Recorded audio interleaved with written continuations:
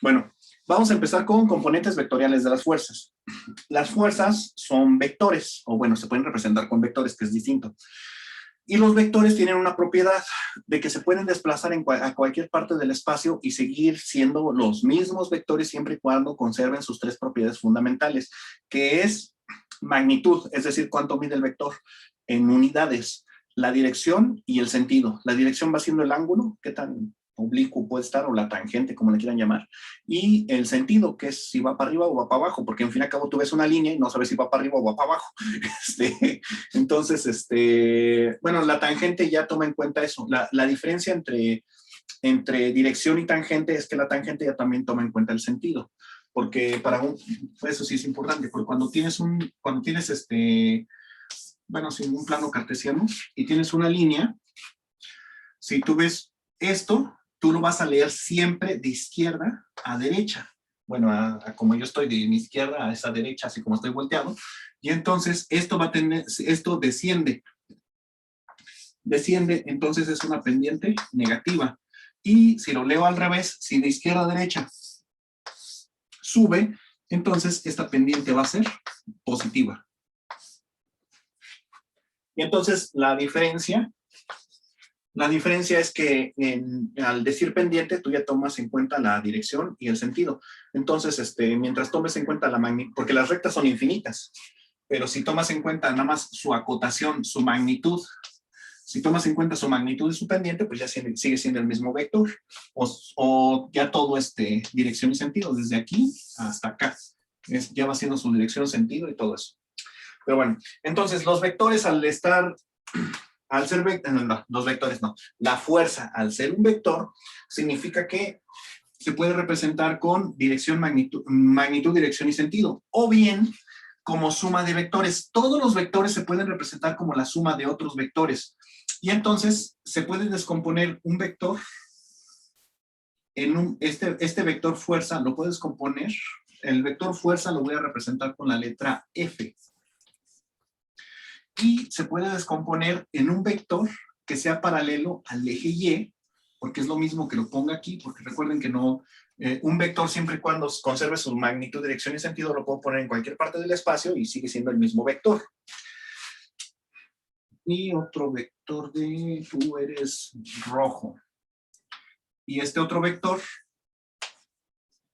que es el vector X. Entonces puedo irme caminando sobre X, toda esta distancia, y luego cambio y empiezo a caminar sobre el vector Y, y con ese voy a llegar a donde llega el vector F. O bien empiezo en Y, y luego me sigo en X, y llego al mismo punto. Y entonces así es como vemos que cualquier vector puede ser descrito como la suma de dos o más vectores. Y bueno, también aquí viene otra cosa.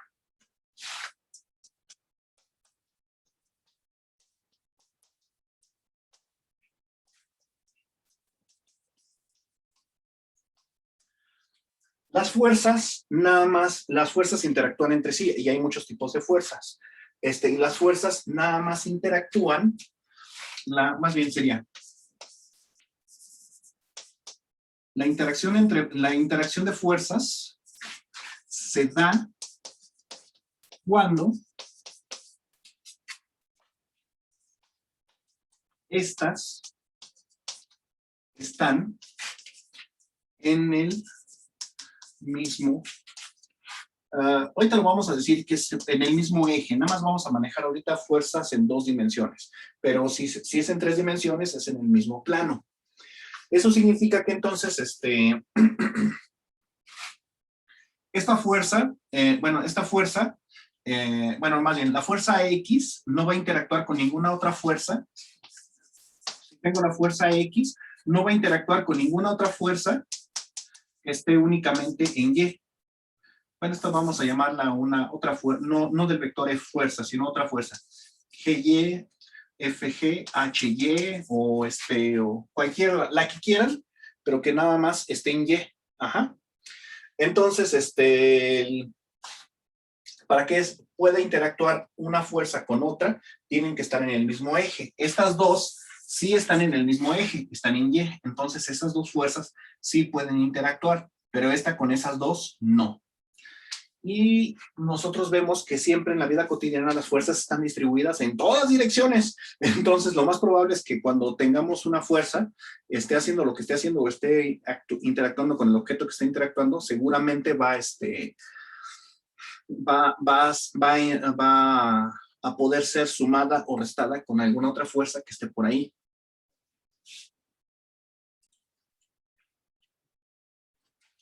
Bueno, ahora entonces vamos a hablar de qué fuerzas hay por ahí y por allá y por acullá.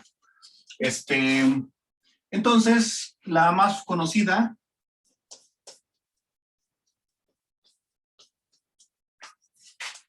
la fuerza de gravedad. Fíjense cómo han cambiado los planes de estudio. Cuando yo iba en tercer año de primaria, me daba clases una profesora que se llamaba Guadalupe, para que vean que más o menos todavía tengo nociones de ese entonces. Y venía en el libro de Ciencias Naturales, que era la gravedad, y nos preguntó qué es la gravedad, ¿no? Y varios dijeron, es la que te empuja hacia abajo.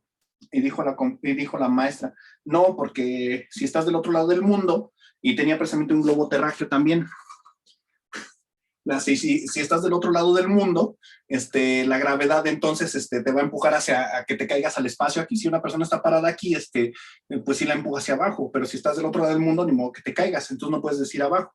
Y entonces recuerdo que le dije, entonces es hacia el centro de la Tierra. Y dijo, exactamente, pero no se les olvidó. Y dijo estas palabras la maestra Guadalupe: es la fuerza que empuja los objetos hacia el centro de la Tierra. Eso es así como que, pues a nivel tercer año de primaria, le estoy hablando de 1987. No, 1988. Entonces, para niños de tercer año de primaria. Entonces, ahorita diríamos, ya más avanzadito, que es la fuerza que atrae a los objetos hacia el centro de masa de cualquiera de ambos, porque no es hacia uno, sino que interactúan los dos centros de masa. Entonces, si tenemos dos objetos regulares o irregulares, como los quieran ver, uno regular, otro irregular, el centro de masa, hay veces que, digamos, si aquí esto está, digamos, que más poroso que esto que está más compacto, entonces el centro de masa estaría no en el centro, sino ubicado de este lado. Y aquí sí, si este está homogéneo completamente, el centro de masa estaría ahí. Pero entonces, de donde se da el tirón de fuerzas es de aquí hacia acá. Y entonces las fuerzas tiran de esta forma. Eso lo ven hasta en los comerciales, porque yo creo que sí lo han visto, de que si tienes, por ejemplo, un pan tostado, no, está muy choncho para hacer pan tostado. Ahí está. Tienes un pan tostado y lo embarras con mermelada, mayonesa, no, mayonesa, pan tostado suena raro. Bueno, lo embarras con mermelada o de ese chocolate untable, que no quiero decir su marca porque mata orangutanes. Y lo dejas caer. Como el pan está poroso, su centro de masa no está en el centro geométrico del pan.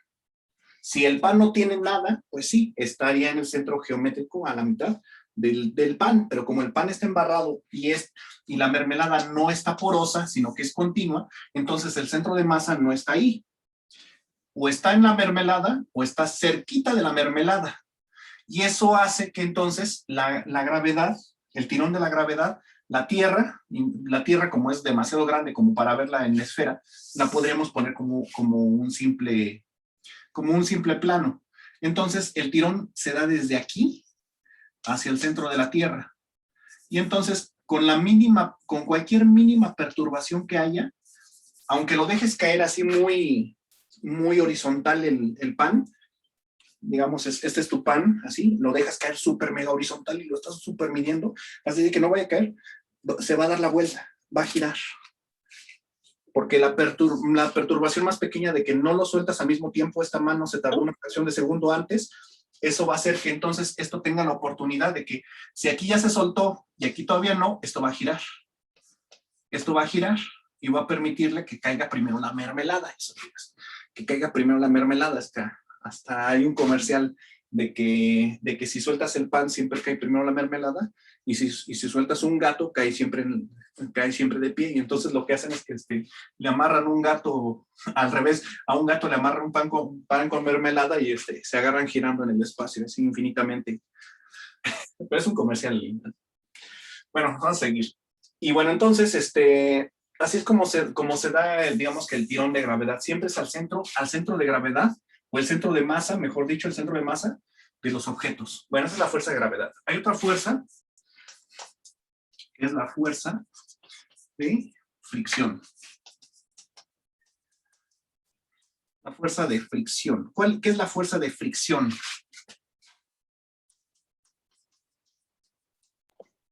Cuando hay dos fuerzas que van en sentido opuesto y chocan. Entonces no es fricción, no, esa no es fricción. ¿Es la que se opone al movimiento? Es la fuerza que se opone al movimiento. Esta O parece una elipse, pero es una O que se opone al movimiento, exactamente. Hay otra fuerza de la cual depende la fuerza normal. Perdón, de la cual depende la fricción.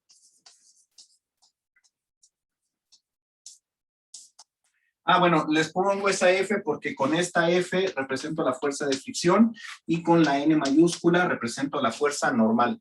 Esa F cursiva, que es la que usan como para poner funciones, F de X es igual a tanto, esa misma F es la que uso para la fuerza de fricción. La fuerza normal, esa sí está más difícil. La fuerza normal se da porque los objetos mantienen un equilibrio electrostático, y eso de que mantienen un equilibrio significa que hay tanto fuerzas de repulsión como fuerzas de atracción. Lo podemos definir en que los sólidos tienen más fuerzas de atracción, de cohesión molecular las moléculas. Las moléculas tienen más fuerzas de cohesión entre sí que de repulsión. Y entonces por eso se mantienen en ese estado. Lo mismo pasa con los líquidos, pero en los gases no. En los gases las fuerzas de repulsión son ligeramente mayores a las de cohesión y por eso se expanden los líquidos. Y lo único que los obliga a mantenerse juntos es la presión. Pero en cuanto les sueltas la presión, las moléculas de los gases dicen, no te conozco, ahí nos vemos. Y en el plasma, pues peor tantito, porque además de eso, la repulsión electrostática, como todas, ya el plasma es gas, pero con carga eléctrica. Entonces, las mismas moléculas se repelen tanto que dicen, no, ahí nos vemos. Pero bueno, todavía no defino qué es la fuerza normal. La fuerza normal, entonces, en las moléculas electrostáticamente se están repeliendo y todo eso, pero los sólidos mantienen una estructura, por así decirlo. Entonces, utilizando lo que es el principio de impenetrabilidad, de que dos objetos no pueden ocupar el mismo espacio en el mismo tiempo, eso significa que digamos, las moléculas de mi mano pues tienen sus estados de repulsión minimizados, y la cohesión permite que la mano permanezca junta. Y si un objeto quiere atravesarla, tiene que primero vencer todas las fuerzas de cohesión para poder atravesarla. Y aún así, lo único que va a lograr sería separar las moléculas, obviamente a costa de mucho dolor, pero las separaría, y para ocupar el mismo espacio que están ocupando estas moléculas. Las tendría que empujar, pero tiene que vencer esas fuerzas de cohesión. Bueno, pues la suma de esas fuerzas de cohesión es la normal, pero eso está referido principalmente cuando hablamos del suelo. Se puede hablar en otros términos, pero principalmente cuando hablamos del suelo, entonces, cuando una persona está ejerciendo una fuerza en el suelo, y esa fuerza viene dada por la fuerza de gravedad, la cual genera al peso. Entonces, el peso se representa con la letra W del inglés weight. Entonces, cuando una persona está parada en el suelo, está empujando al suelo con una fuerza llamada W, que es el peso.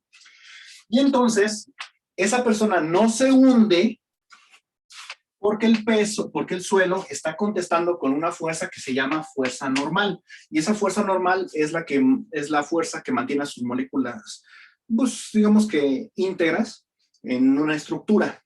Hay lugares donde sí está una fuerza molecular importante, pero las partículas no están pegadas unas con otras. Por ejemplo, arena. Entonces, si una persona está pisando en arena, bueno, haciendo zoom, digamos, aquí está su piecito, y aquí está pisando en arena, haciendo un zoom.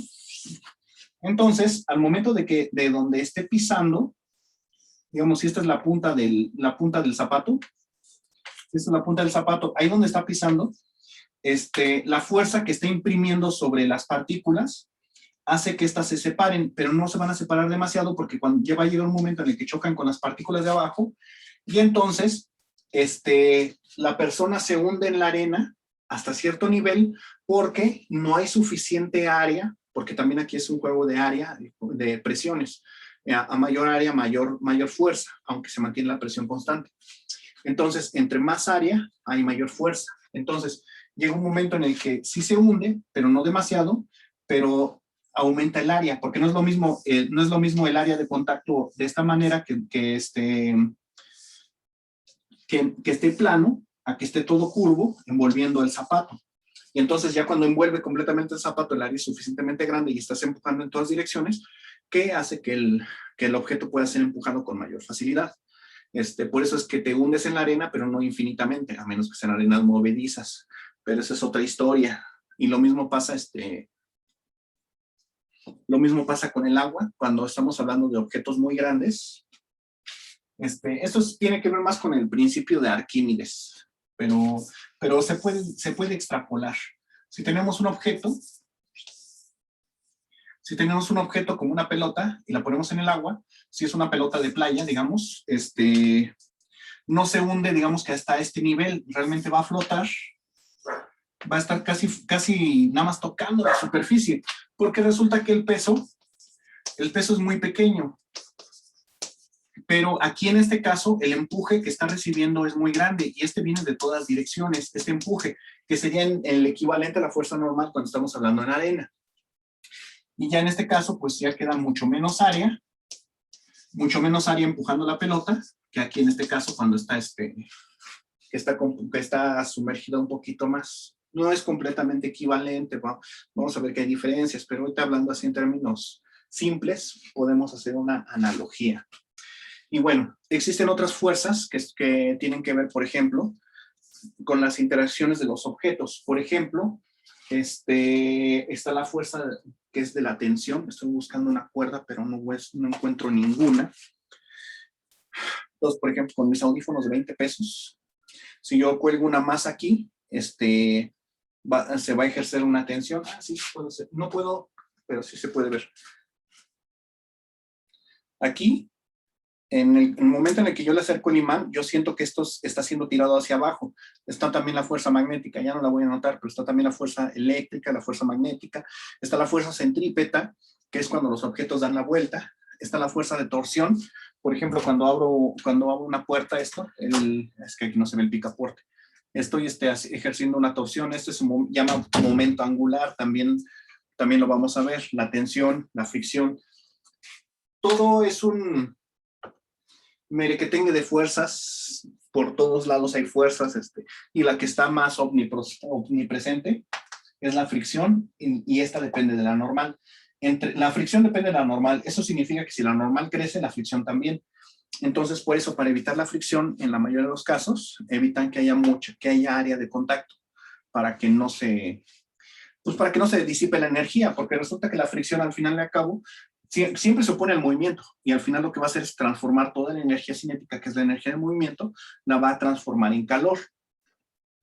Por ejemplo, si tú quieres generar calor con las manos, las frotas, y si quieres generar mucho calor, lo que haces es oprimir una mano contra la otra y frotar mucho, y llega un momento hasta que te lastimas, pero generas más calor. Si nada más quieres generar como que poquito calor, pues nada más leve, pero si quieres generar mucho calor, hasta las frunces del ceño de que vas a ocupar mucha fuerza para hacer dicho trabajo.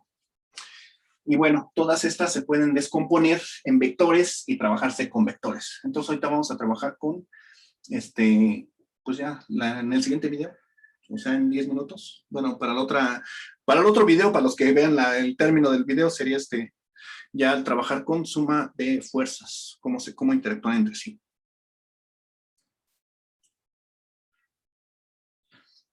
Existe, bueno, me preguntamos que si está el torque. El torque es una fuerza de empuje, pero tiene que estar combinada con una distancia hacia un centro de giro. Y ese sí lo vamos a ver bastante. Por ejemplo, así, lo agarro con 2 dedos. Aquí resulta que tengo 2 centros donde puede girar aquí y acá. Entonces, si yo pongo la fuerza aquí, la distancia a este centro de giro es mayor. Entonces, entre más distancia, más fácilmente gira. Si yo pongo la fuerza acá, la distancia a este centro de giro es mayor y es más fácil que gire, que este no sea impedimento para que gire, va a girar acá, igual este. Entonces, aquí sí gira, perdón, este no impide que gire, este sí, el torque. Y obviamente si lo hago así, pues ya la probabilidad de que gire sea menos, y así pues menos. Y así, y ni siquiera necesito ponerle fuerza, va a girar. Sí, el torque es digamos que la aplicación de la fuerza, no es una fuerza como tal, pero eso es una aplicación. Y sí vamos a ver cómo aumenta con la distancia y el ángulo.